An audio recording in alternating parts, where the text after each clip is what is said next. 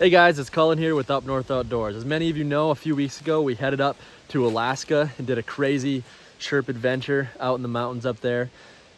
And we drove all the way up there. We didn't fly up there, we drove all the way there from Minnesota to Alaska. Now, the first little bit of the drive was kind of boring, but once we got up into British Columbia, it started to get super, super beautiful. It was so amazing. And then when we got into the Yukon, there was nowhere to stay. So we actually spent the very first night we've ever camped in a Sherp at a random pull-off we found in the Yukon, and then we took the rest of the road, which was actually pretty treacherous, up to Alaska, and I just wanted to share that little adventure with you guys, so let it roll.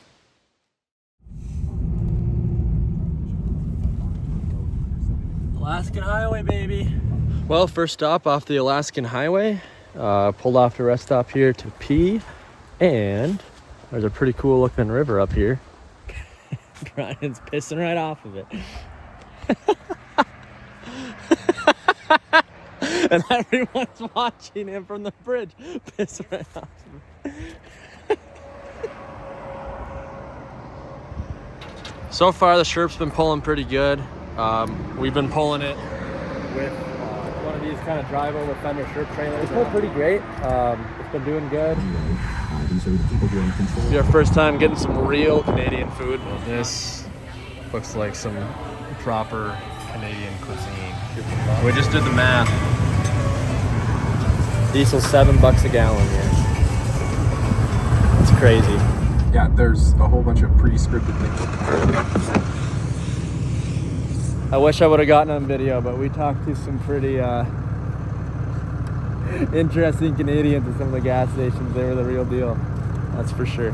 Well, made it to our stop for the night. No, we still got 2 more days of driving, even just to make it to Anchorage. So if you're driving from Minnesota like we are, or really anywhere from the Midwest, first 2 days, pretty brutal. But if you push hard, end of that second day starts to get cool. And now the next 2 days should be just awesome. We're just gonna be driving through northern BC, the Northern Rockies, and then up through the Yukon and into Alaska. So it's gonna be sweet. Really excited for the next couple days. Kind of feels like I'm in a prison.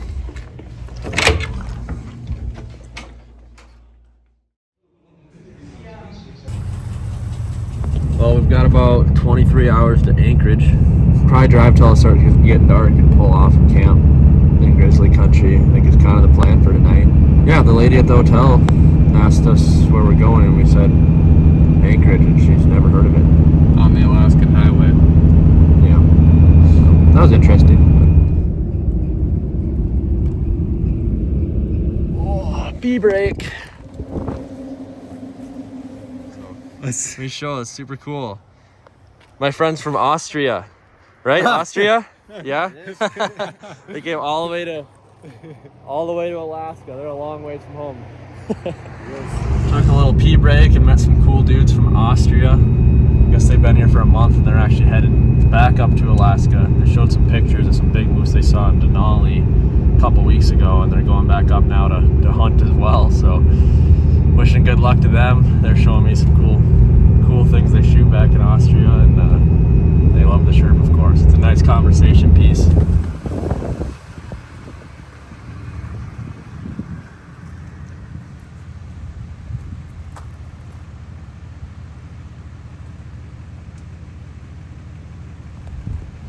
First caribou I've ever seen. That's super cool.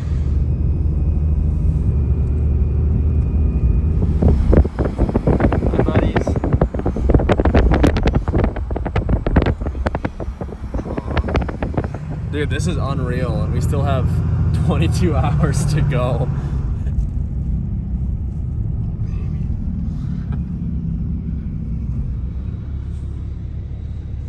15-minute wait. Not gonna be clean at all anymore.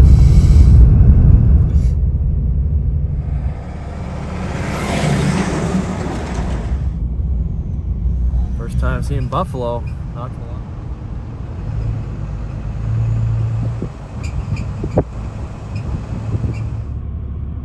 Lots of road construction.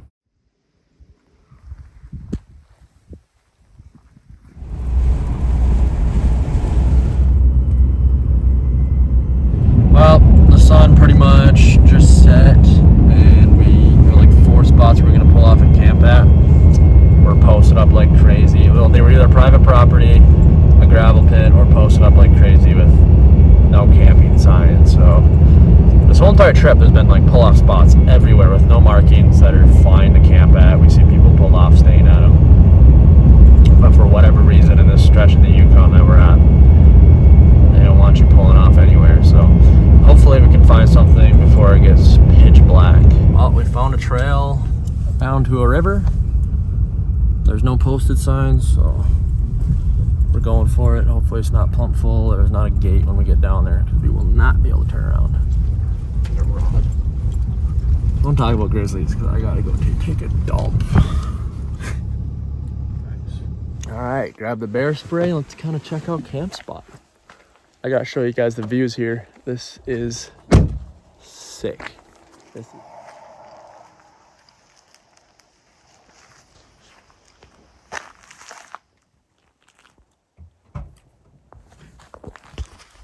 crazy. Check out the river here.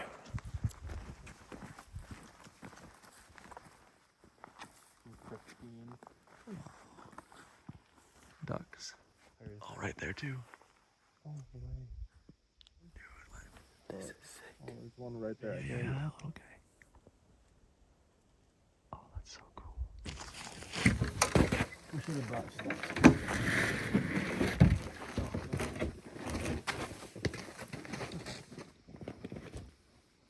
Huh? All right, the sun set a little while ago now, so we're just gonna kind of rush, get things set up here. We took Brian's box out. We're gonna be rocking some mountain houses, trying them for the first time. Well, first time in a few years. We got beef stroganoff, chicken and dumplings. He's gonna cook that up in the jet boil.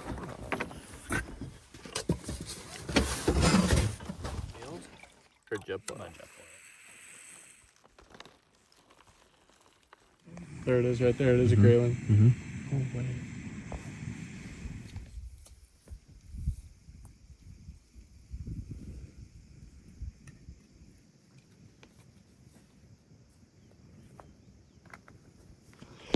Well, she's getting pretty dark and it's starting to rain. I think we'll probably start packing stuff up, waiting for my mountain house to finish.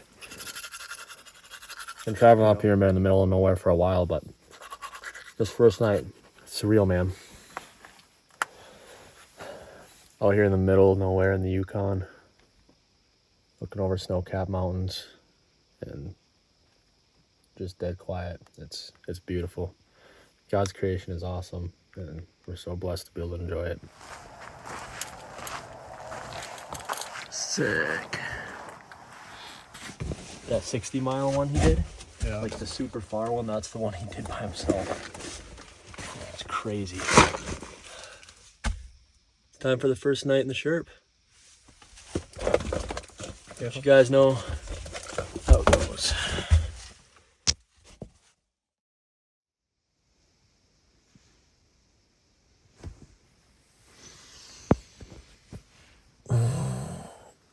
Good morning. Oh.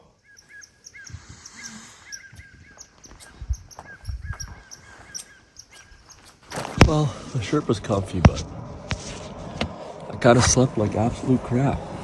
I brought a 0 sleeping bag, so it's ready for 0 degrees. It was way too hot. I was sweating last night. So then around midnight, I unzipped the 0 bag and grabbed this little thin blanket I had and just wrapped myself up in that, which was awesome, until I woke up in the middle of the night, freezing my butt off.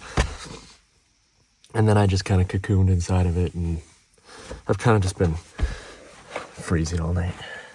But it's all right. All right. Well, we aren't going to do breakfast, at least not right away. We're packing things up and going to hit the road because we will be hitting Alaska today. Yeah. Finally. Going to be back in the U.S., dude. Yeah. How'd you sleep? First night in the Sherp? That was pretty good. Yeah? Yeah. That's Comfy. good. All right. Well, we better mark this campsite for the way back in case we end up in this area at the same time.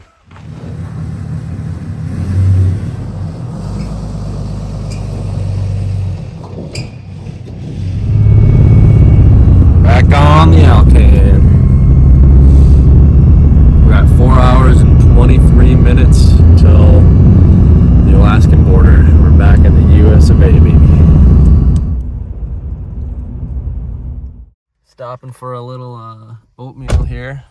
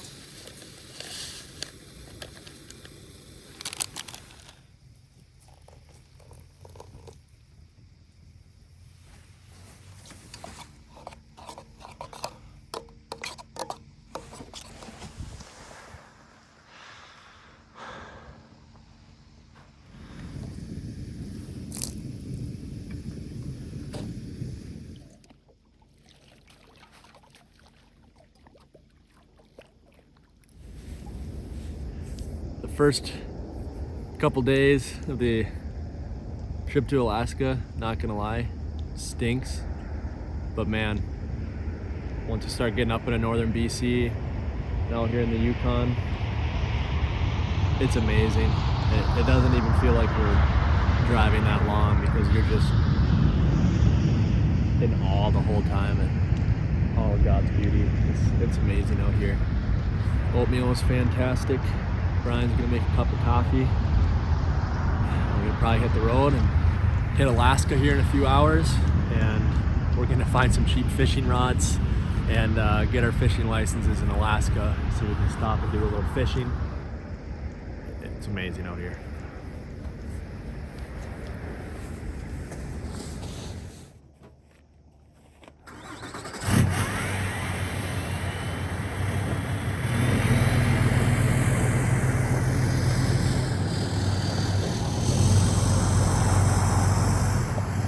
You know what's crazy? I was thinking, this has already been such an insane adventure, and it literally hasn't even really started yet. Yeah. Like, the adventure doesn't really start till we get there, and it's already just been nuts. Brian's grabbing the spotting scope. We got a bunch of mountain goats or doll sheep or something up there. Oh, dude, look. Oh my gosh. I forgot how good this phone zooms. Look at them all. See them clear? Oh, yeah. Pile of them there. And another pile of them up there.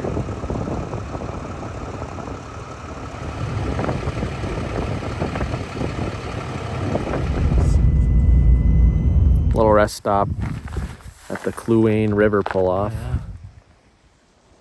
Yeah. Big.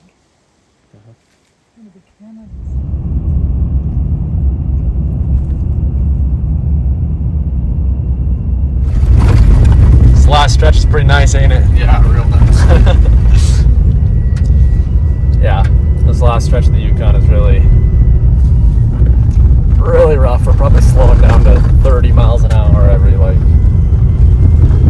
don't know, 500 yards for another big frost heave. It's nice though, if you're ripping on a trailer here, just keep an eye out for the black skid marks from the semis. That's where you want to slow down.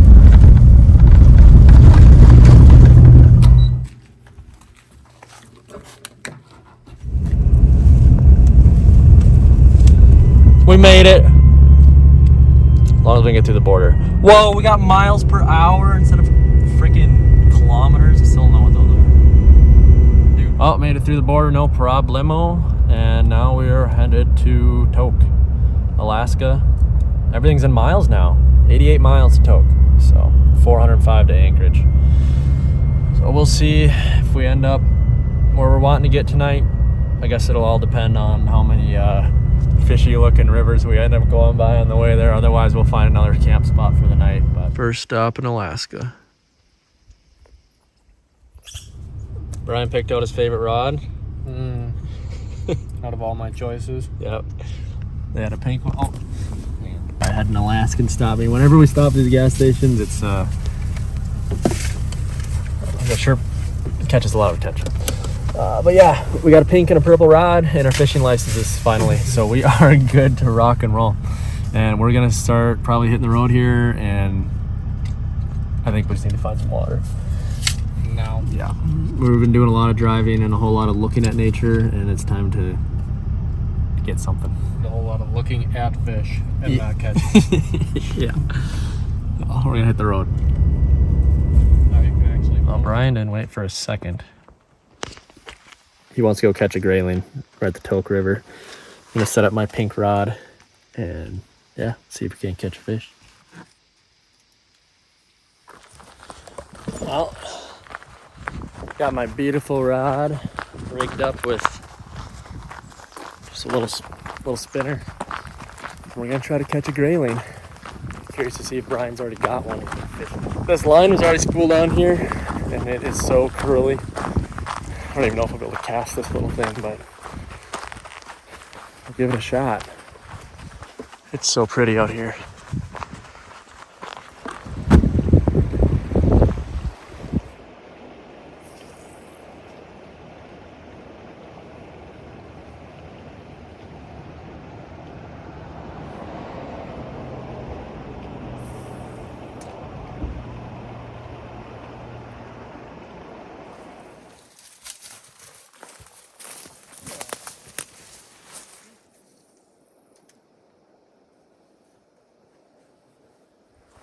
First fish caught in Alaska ever. No, no, no. Tiny little grayling. It looks like a big, like golden shiner. Yeah. You get a bigger one. I can't. Did that actually bite or did you follow? Oh yeah, it? that bite. Wow. That bite. They get a lot bigger than that, I promise.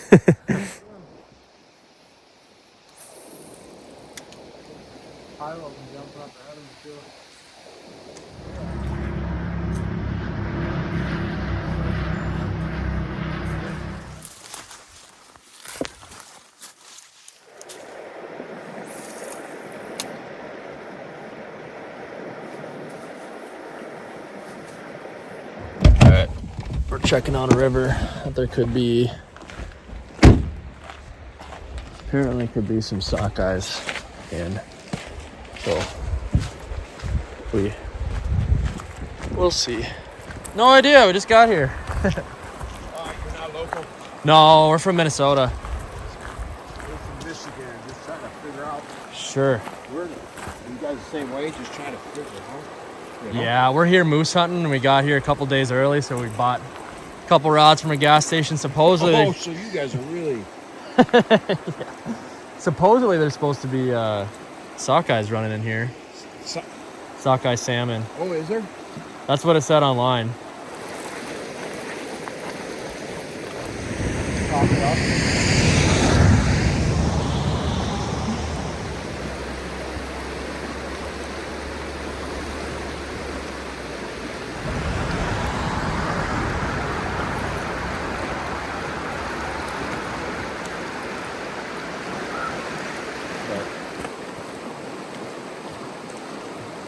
Sick, dude. It was sick.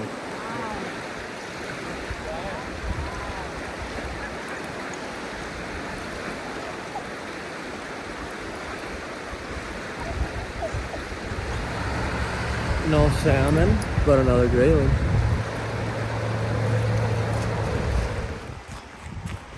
Well, we didn't catch salmon, but got to put old Pinky to work. Caught a bunch of those smaller graylings off camera too. And we did see a big salmon surface right by us, but it is what it is. And Brian's gonna be able to fulfill his dream of trying grayling tonight. So pretty cool. Oh, we didn't end up finding a good pull-off spot, so we just pushed. It's about 11:30 to town north of Anchorage. Snagged a hotel. It'd be nice to have a shower tonight. Hope you guys enjoyed that video as much as I enjoyed being there and filming it. It was super fun camping in that Sherp for the very first time. And to be honest, I talked about this with Brian when we got there. That was probably the worst night out of, if you haven't seen my last video, I recommend watching it. But out of the 12 nights we spent in Alaska in the Sherp, that was the worst night for me. It was that first one in the Yukon because it was really hot. So at least when we got to bed, it was really hot. And I had a 0-degree sleeping bag. And I got so hot while I was sleeping. So when I was trying to fall asleep, I couldn't fall asleep. I was too hot. So I took out the sleeping bag, took off all my clothes, just in my underwear, and I had just this thin little blanket. So I laid out the sleeping bag just kind of as like a sheet, and then I just put on the tiny thin little blanket, and it was perfect. And I fell asleep.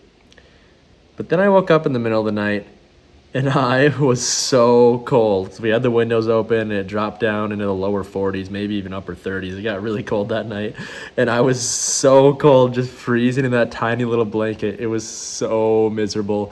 And I'm sure a lot of you guys were like, why didn't you climb into your big sleeping bag? Well, when I took it off in the middle of the night, it got like all tangled up on me, like under me, and I couldn't find where the zipper was, and I didn't want to wake up Brian, and I also didn't want to leave the little bit of warmth I had because I just cocooned and put my head under that little blanket and I had a little bit of warmth.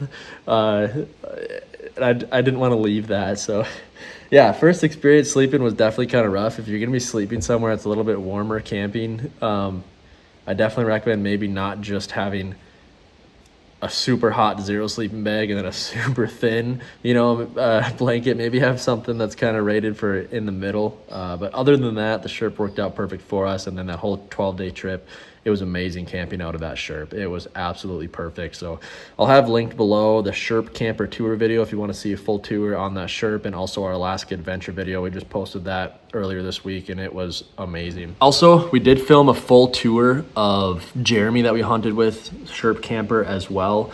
I only did it in one tank because we were in kind of a hurry to get out of the trailhead and leave, so it wasn't the best quality like my first one was. So let me know if you guys are interested in seeing that. Leave a comment below.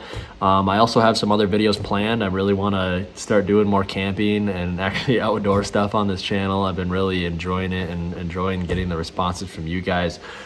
So I did sell that smaller Sherp camper that we brought to Alaska, but we have a bunch more Sherps, and I have a bigger Sherp N. It's kind of more of a luxury Sherp that I've already been brainstorming some ideas with. Plan on doing some camping with that and doing some upgrades. So if you guys want to see some more Sherp camper content, definitely make sure you hit that subscribe button. Like this video if you enjoyed it. And yeah, if you guys want to see other camping videos, obviously I love fishing. Sitting in my boat right now. I haven't gotten this thing out in a month now since I've been gone, so wouldn't mind maybe even taking out the boat, doing some maybe some camping and some fishing out of this thing too. So let me know what you guys are interested in. Hey guys, before I wrap up this video, I'd like to read you a verse of the day. This is 1 Timothy 5:8. But if anyone does not provide for his own, and especially for those of his household, he has denied the faith and is worse than an unbeliever. That verse really kind of spoke to me. It really shows how important it is to take care of your family, take care of your friends. So in the Bible, it says it's worse than being an unbeliever than not providing for your own. So especially men out there, fathers out there, that should be your number one priority, is taking care of your own. Taking care of your grandparents, your parents, your children, your wife. That's God's commandment. If you guys don't know Jesus, you can have all your sins forgiven. He loves you so much. Definitely encourage you to accept him into your heart. Anyways, guys, that was all for this video. God bless. I'll see you in the next one.